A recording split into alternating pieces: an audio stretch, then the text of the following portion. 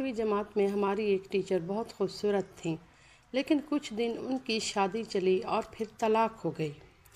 وہ دوبارہ اسکول آنے لگیں۔ ایک روز دوسری ٹیچر نے ان سے طلاق کی وجہ پوچھی تو وہ بولی کہ میرے شوہر مینٹلی ڈس آرڈر ہیں، اس لیے میں نے طلاق لے لی۔ اس وقت مجھے اس جملے کا مطلب سمجھ میں نہیں آیا تھا، لیکن اب آ گیا۔ وہ کیسے آپ کو بتاتی ہوں۔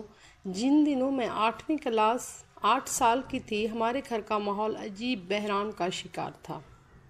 ابا زیادہ وقت گھر سے باہر رہا کرتے اور اماں دن بھر سلائی کرتی تھیں۔ والد جب گھر آتے تو امی سے پیسے مانگتے، ان کے جوئے پلے ہوتے، چپ چاپ دے دیتی۔ پھر بھی وہ ان سے حسن سلوک نہ رکھتے۔ والدہ چپ چاپ ان کی زیادتیاں سہتی تھیں، شاید اولاد کے جوان ہونے کا انتظار کر رہی تھیں۔ ہمارا باپ جب گھر میں قدم رکھتا، ہم یوں سہم جاتے جیسے چوہے بلی کو دیکھ کر سہم جاتے ہیں، کیونکہ ماں کے ساتھ ہم بھی کبھی کبھی باپ سے تشدد کا نشانہ بن جاتے تھے۔ ہمارے گھر کے بالکل سامنے نانی کا مکان تھا، جس میں نانی، ماموں، ممانی اور ایک خالہ رہتی تھیں۔ بچوں کے دل میں کب یہ ارمان نہیں ہوتا کہ وہ اپنی ماں کو اچھے کپڑوں میں دیکھیں۔ ایک دن ہم سب بہن بھائیوں نے ماں سے فرمائش کی کہ وہ اچھا سا سوٹ پہنے۔ انہوں نے ہماری فرمائش پر نہ جانے کب سے رکھا ہوا ریشمی ساٹن کا غرارہ سوٹ نکالا اور پہن لیا۔ ہم سب خوش ہو گئے اور اپنی ماں کو اشتیاق سے دیکھنے لگے۔ آپ اسے اتفاق کہہ لیں یا اماں کی بدقسمتی کہ اس وقت ابا تشریف لے آئے۔ آتے ہی پوچھا، یہ ریشمی جوڑا پہن کر تم کس کے گھر گئی تھی؟ میری ماں نے لاکھ کہا کہ وہ کہیں بھی نہیں گئی تھی، بچوں کے کہنے پر پہنا ہے۔ پر ابا نے اس بات پر یقین نہ کیا اور بولے، تم جھوٹ بول رہی ہو اور مجھ سے کچھ چھپا رہی ہو۔ انہوں نے اماں کو گھسیٹا اور مارنے لگے۔ ہم سب بچے سہم کر دیوار سے چپک کر اپنی ماں کو مار کھاتا دیکھتے رہے اور روتے رہے، مگر ابا کے سامنے جوں تک نہ کر سکے۔ وہ یوں ہی کہتے جا رہے تھے کہ تم ابھی کہیں سے ہو کر آئی ہو، اتفاق سے میں آ گیا، ورنہ مجھے کہاں خبر ہوتی کہ تم میرے پیچھے کیا کرتی پھرتی ہو۔ ماں رو دھو کر چپ ہو گئی۔ بھلا کیسے کچھ کہنے کی مجال تھی؟ والد تو بھوکے شیر کی طرح گھر میں ادھر ادھر پھر رہے تھے۔ اس دن کے بعد میری مسکین اور محنت کش ماں نے کبھی اچھے کپڑے نہ پہنے، نہ ہی ہم نے پھر فرمائش کی۔ مجھے اچھی طرح یاد ہے کہ ایک بار امی گھر میں اکیلی تھیں اور ابا بھی بیٹھے تھے کہ ایک عورت ماں سے کپڑے سلوانے آئی۔ اس کو دیکھتے ہی وہ آگ بگولا ہو گئے اور کچھ کہے بغیر ایک گھنوسا امی کے منہ پر جڑ دیا۔ ماں کے منہ سے خون نکل آیا۔ ابا گرج رہے تھے کہ خبردار آئندہ یہ عورت یہاں نہ آئے، حالانکہ یہ عورت پہلی بار ہمارے گھر آئی تھی۔ ابا نے عورت کے بارے میں کچھ نہ بتایا کہ کیوں اس کے بارے میں ایسا کہا۔ اس کے جانے کے بعد میری ماں بیچاری اس دن اتنا روئی کہ شاید کبھی اتنا روئی ہوں گی۔ میں نے پوچھا بھی کہ ابا نے کیوں اس عورت کے لیے ایسا کیا؟ کیا وہ اسے جانتے تھے یا وہ اچھی عورت نہیں؟ وہ کچھ نہ بولیں، بس اتنا کہا، اگر مجھے تم لوگوں کا خیال نہ ہوتا تو کب کی گئی ہوتی۔ اس وقت میں نادان تھی، اب سمجھ گئی ہوں کہ ابا کو دراصل شک یا وہم کی بیماری تھی، یا وہ ذہنی مریض تھے اور ان کے علاج کی ضرورت تھی، یعنی ابا مینٹلی ڈس آرڈر تھے۔ امی کو ابا نے بہت رسوا کیا تھا، یہ عورت میری وفادار نہیں، حالانکہ میری شریف ماں نے کبھی اکیلے گھر سے قدم نہ نکالا۔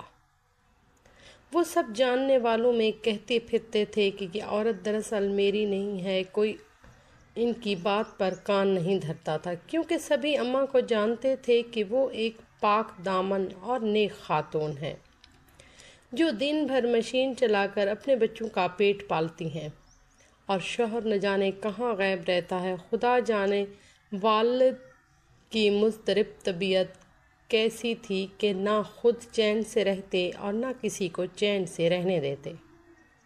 میری پھپھو، چچی، چچا سب امی کی طرفدار تھے۔ وہ ابا کو ہی غلط کہتے۔ ہر ایک ان کی عادت جانتا تھا۔ میری پھوپھی صرف 2 سال کی تھیں جب ہماری دادی فوت ہو گئی تھیں، تبھی ان کو امی کی گود میں ڈال دیا گیا تھا۔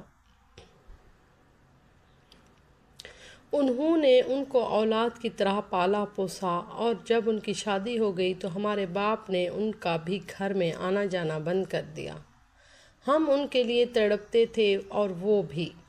امی پھپھو کو یاد کر کے روتیں، مگر شوہر کے ڈر کی وجہ سے ملنے نہ جاتیں۔ کبھی کسی قریب رشتہ داروں کی شادی پر البتہ ان سے ملاقات ہو جاتی۔ میری بڑی بہن کی شادی ہوئی، مگر وہ سسرال والوں سے سمجھوتا نہ کر سکیں تو ان کا ذہنی توازن بگڑ گیا۔ انہیں سسرال والے ہمارے گھر چھوڑ گئے۔ جب ان کو دورہ پڑتا وہ اول فول بکتیں۔ ایک روز ابا بیٹھے بیٹھے بولے، یہ پاگل نہیں ہے، بنتی ہے، میں اس کو ابھی ٹھیک کرتا ہوں۔ وہ لکڑی لے کر باجی کو مارنے لگے۔ امی سے نہ دیکھا گیا تو رونے لگیں۔ ہم سب بھی رونے لگے۔ ابا نے باجی کو مار مار کر بے دم کر دیا تھا اور بولے، اب یہ اسی طرح ٹھیک ہوگی۔ چند دن بعد پھر انہوں نے بیٹی کو بیت سے مارا کہ اچانک دھولا بھائی آ گئے۔ انہوں نے جو دیکھا کہ علاج اس طرح ہو رہا ہے تو وہ باجی کو ساتھ لے گئے۔ امی نے خدا کا شکر ادا کیا کہ یہاں سے تو وہاں اچھی رہے گی، اور واقعی دھولا بھائی نے جب ان کا علاج کروایا اور سسرال والوں نے بھی پیار دیا تو وہ ٹھیک ہو گئی۔ اور وہ رات تو مجھے خون کے آنسو رلاتی ہے جب امی بخار سے تڑپ رہی تھیں اور ابا ان کے سامنے بیٹھے بے فکری سے سگریٹ پی رہے تھے۔ میری ماں رات بھر بخار میں پھینکتے ہوئے صبح ہر غم سے نجات پائیں گی۔ ان کو پوری زندگی سکون نہ ملا، مگر قبر میں جا کر ان کو تو سکون ملا ہوگا۔ وہاں تو کوئی انہیں ستانے والا نہ ہوگا، مگر انہیں کیا خبر کہ وہ اپنے جگر کے ٹکڑوں کو اپنی پیاری نند کے حوالے کر کے گئیں۔ ان کے شوہر نے انہیں اس خاتون کی ممتا سے بھی محروم کر دیا ہے۔ پھپھو اب بھی ہمارے گھر نہیں آ سکتی تھیں۔ خدا جانے ابا کو کیا ہو گیا تھا۔ وہ جانتے تھے کہ ان کی 6 بیٹیاں ہیں، بیٹا ایک ہے، لیکن اسے بھی ماں کے پیار کی ضرورت ہے۔ پھوپھی میرے بھائی کو بہت چاہتی تھیں، بھائی بھی ان کو چاہتا تھا، لیکن والد اس کو بھی برداشت نہ کرتے کہ گھر میں ماں کے نہ ہونے سے بیٹیوں کو کسی مصیبت کا سامنا ہوتا ہے۔ ایسے وقت تو اپنے ہی آنکھیں بدل لیتے ہیں۔ ابا گھر پر ہوتے تو سارا گھر بے چینی کا شکار رہتا۔ وہ سب کو مشکل میں ڈال رکھتے۔ انہوں نے ایک روز بھائی کو بھی گھر سے نکال دیا۔ اس کا قصور یہ تھا کہ بغیر اجازت پھوپھی سے ملنے چلا گیا تھا۔ بھائی کے جانے سے ہم اور بھی غیر محفوظ ہو گئیں، کیونکہ باپ کے بعد بھائی ہی بہنوں کی عزت کے محافظ ہوتے ہیں۔ مگر یہ نہ جانے کیسا غیرت مند باپ تھا۔ بیٹیاں تنہا رہیں تو پرواہ نہیں، مگر کوئی رشتہ دار ہم سے ملنے نہیں آ سکتا۔ خالہ اگر خالو کے ساتھ آ جائیں تو خالو گیٹ سے اندر نہیں آ سکتے تھے۔ خود ہفتوں بعد بھی نہ آتے تو پرواہ نہیں، خرچہ پورا نہ دیتے۔ پھپھو چوری چھپے کچھ بھجوا دیتی یا ماموں ممانی دے جاتے۔ عجیب قسم پریسی کی زندگی تھی۔ ابا نے دوسری شادی کر لی اور وہ عورت اچھی تھی، ہمارا احساس کرتی، مگر اس کا بھائی اس کے ساتھ رہتا تھا۔ وہ لڑکا ٹھیک نہ تھا۔ ابا کا خیال تھا کہ نوکری والا ہے، اسے کسی لڑکی کا بیاہ اس سے کر دیں گے۔ وہ مگر مجھ پر بری نظر رکھنے لگا۔ سوتیلی ماں ہمارا خیال کرتی تھیں، سو اس سے بھی اس کے بھائی کی شکایت نہ کر سکتے تھے کہ اس کا دل میلا نہ ہو جائے۔ یہ بات میں کسی کو نہ بتا سکتی تھی اور خوف کے مارے سو بھی نہ سکتی تھی۔ عادت کے موجب ایک روز ذرا سی بات پر ابا نے دوسری بیوی کو بھی دھنک کر رکھ دیا۔ پھر کیا تھا، اس نے تو اسی وقت سامان اٹھایا اور اپنے بھائی کو لے کر چلی گئی۔ ابا بولے، میرے بھائی کماؤ ہے، مجھ کو پال لے گا، مگر تیری بچیاں بن ماں کے ہیں، ان کا خیال کون رکھے گا؟ جب وہ چلی گئی تو ابا سر پکڑ کر بیٹھ گئے، ناچار نانی کو منت سماجت کر کے لے آئے اور اس کے بعد ایسے گئے کہ پھر نہ لوٹے۔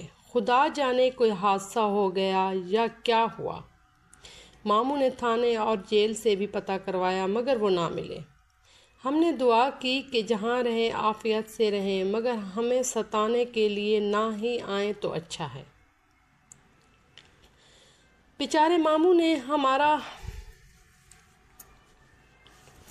پکھیڑا یوں سمیٹا کہ ہم سب کو گھر لے آئے اور اپنی بیٹی سے میرے بھائی کی شادی کر دی۔